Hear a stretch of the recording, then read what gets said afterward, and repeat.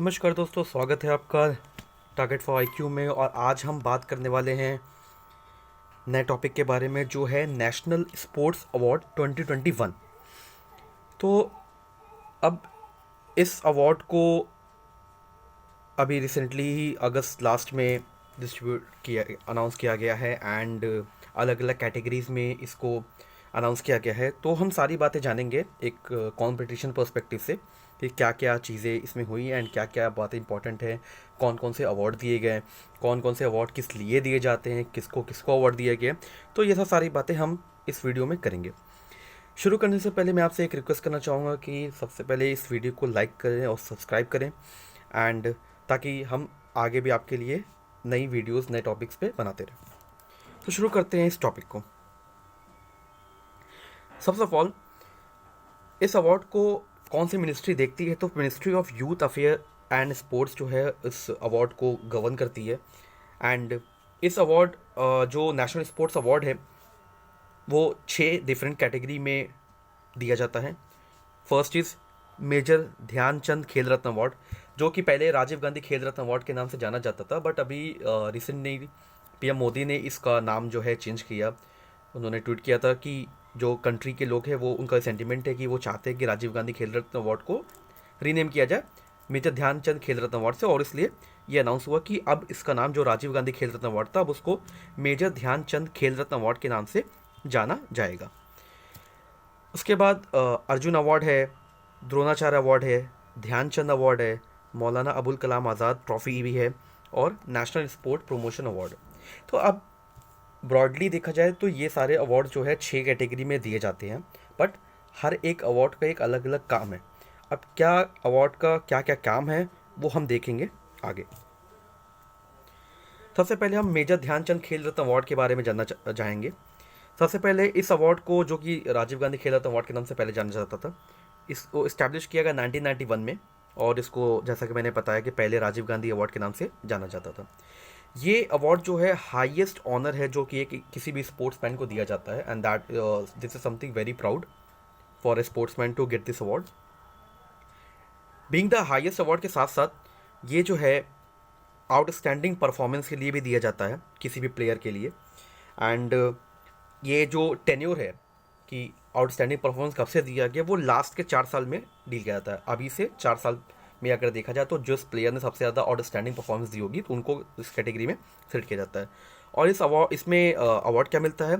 एक मेडल, एक सर्टिफिकेट और 25 लाख मॉनिटरी अमाउंट जो है वो दी जाती है। देन उसके बाद मेजर ध्यानचंद खेल रत्न अवार्डीज़ के बारे में अगर जाने किसको किसको अवार्ड मिला है, तो ये लिस्ट है। सबसे पहले नीरज चोपड़ा को, जो कि अभी आउटस्टैंडिंग परफॉर्मेंस दिया इन्होंने ओलंपिक में जेवलिन थ्रो में। एंड उसके साथ रवि कुमार ने भी अच्छी परफॉर्मेंस दी है रेसलिंग। देन लवलीना को बॉर्गन, श्रीजेश पिहार, अवनी लेखरा, सुमित अंटिल, प्रमोद भगत, कृष्णा नागर, मनीष नरवाल, मिथाली राज, सुनील छेत्री एंड मनप्रीत सिंह को इस मेजर ध्यानचंद खेल रत्न अवार्ड कैटेगरी में सम्मानित किया गया है।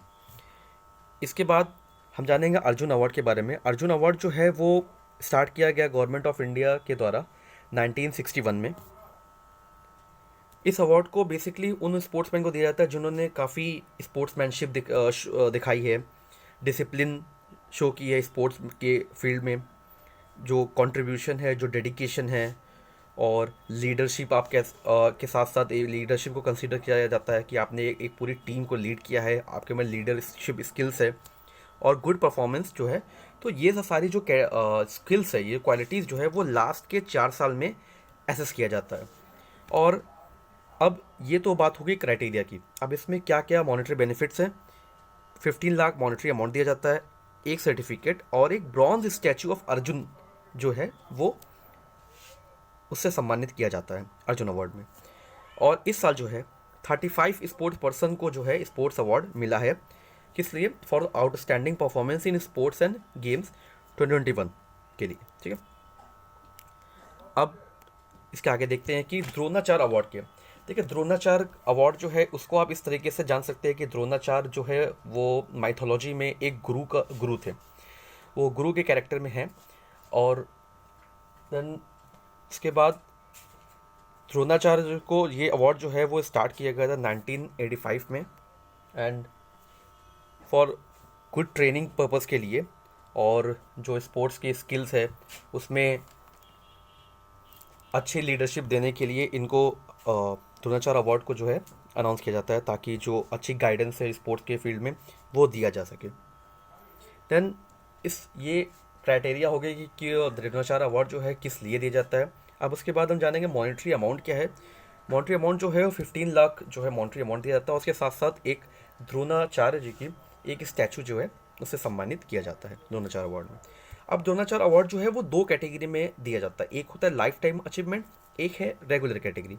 तो लाइफ टाइम अचीवमेंट कैटेगरी में टीपी औसफ को एथलेटिक्स में मिला है, सरकार तलवार को क्रिकेट में दिया गया, सरपाल सिंह को हॉकी में, अशन कुमार को कबड्डी में दिया गया और तपन कुमार पनिग्रही को स्विमिंग में किया गया। अब रेगुलर कैटेगरी में जो द्रोणाचार्य अवार्ड दिया गया है उसमें आते हैं राधा कृष्ण नायर एथलेटिक्स में, संध्या गुरुंग बॉक्सिंग में, प्रीतम सिवच हॉकी में, जयप्रकाश नौटियाल पैराशूटिंग में और सुब्रमण्यन रमन जो है टेबल टेनिस में। तो इन लोगों को द्रोणाचार्य अवार्ड जो है से सम्मानित किया गया है, और जो भी मॉनेटरी बेनिफिट्स हमने बताए हैं उनसे इनको सम्मानित किया गया है 2 कैटेगरी में, एक है लाइफ टाइम अचीवमेंट कैटेगरी, एक है रेगुलर कैटेगरी। इसका डिफ्रेंशिएशन आपको याद रखना है कि 2 अलग अलग कैटेगरीज होती हैं। नाउ अब ध्यानचंद अवार्ड की बात करते हैं। ध्यानचंद अवार्ड जो है वो डेडिकेशन ऐसे लोगों को, ऐसे स्पोर्ट्स पर्सन के डेडिकेशन के लिए दिया जाता है जो जिन्होंने अपने पूरे करियर में स्पोर्ट्स के प्रमोशन के लिए काम किया है, और साथ ही साथ अपने रिटायरमेंट के बाद भी इस फील्ड के जो कंट्रीब्यूशन है उसमें अपना योगदान दिया है। ठीक है, अब इसमें मॉनेटरी बेनिफिट क्या क्या मिलते हैं। मॉनेटरी बेनिफिट है 10 लाख का कैश, एक स्टैचू ऑफ ध्यानचंद जो है वो उससे सम्मानित किया जाता है, और एक सर्टिफिकेट जो है प्रोवाइड किया जाता है। अब उनकी लिस्ट क्या है, किस किस लोगों को ध्यानचंद अवार्ड इस साल दिया गया है, तो उसमें आती हैं सबसे पहले लेखा केसी जिनको बॉक्सिंग में दिया गया है, अभिजीत कुंते चेस में, देविंदर सिंह गर्चा हॉकी में, विकास कुमार कबड्डी में और सज्जन सिंह रेसलिंग में। तो इन लोगों को जो अवार्ड है इस साल जो है वो दिया गया है ध्यानचंद अवार्ड। अब इन लोगों के साथ साथ जो अलग अलग कैटेगरीज़ हैं, अब इसके साथ साथ कुछ अलग कैटेगरीज़ भी हैं जिनमें अवार्ड जो है दिया गया है। फिर आती है मौलाना अबुल कलाम आज़ाद ट्रॉफ़ी। इस ट्रॉफ़ी को इस तरह से जज कर सकते हैं कि इस ट्रॉफ़ी को सबसे पहले तो ये जाने कि ये इस्टेब्लिश कब हुआ। ये ट्रॉफ़ी इस्टेब्लिश हुई थी 1956 में, और उस टाइम पे 1956 1957 में इस ट्रॉफ़ी को अनाउंस किया गया। ये ट्रॉफ़ी बेसिकली स्पोर्ट परफॉर्मेंस में दी जाती है कि यूनिवर्सिटी लेवल पे इसको असेस किया जाता है। फॉर एग्जांपल कि अलग अलग यूनिवर्सिटीज़ के जो इंटर यूनिवर्सिटी टूर्नामेंट्स होते हैं, तो जिस यूनिवर्सिटीज़ ने अपने तरफ से स्पोर्ट्स को काफ़ी प्रमोट किया है और उनका अच्छा परफॉर्मेंस रहा है, उस क्राइटेरिया पे इस ट्रॉफ़ी को दिया जाता है। और that is why it is written this award is given for sports performance at the university level. तो ये जो अवार्ड है basically it is given to the best performing universities, जो बेस्ट परफॉर्मिंग यूनिवर्सिटीज़ है इंटर यूनिवर्सिटी टूर्नामेंट में sports के field में, और जो स्पोर्ट्स के इवेंट्स हुए हैं उनमें पिछले 1 साल में जो अच्छा परफॉर्मेंस दिया गया है वो कंसीडर किया जाता है इस अवार्ड को देने के लिए। जैसा कि लिखा है, it is given to the best performing university in the sports between universities in the last 1 year. और सबसे इम्पॉर्टेंट चीज़ जो है वो इस साल जिस यूनिवर्सिटी को दिया गया है वो है पंजाब यूनिवर्सिटी, जो कि चंडीगढ़ में बेस्ड है। तो ये क्राइटेरिया है कि जिस पे मौलाना अबुल कलाम आज़ाद ट्रॉफ़ी को जिससे अनाउंस किया जाता है, और जो जो क्राइटेरिया जिस पर ये डिसाइड किया जाता है कि कौन इस अवार्ड के लिए एलिजिबल है। नाउ लास्ट जो है वो आती है नेशनल स्पोर्ट प्रमोशन अवार्ड, जिसको कि राष्ट्रीय खेल प्रोत्साहन पुरस्कार के नाम से भी जाना जाता है।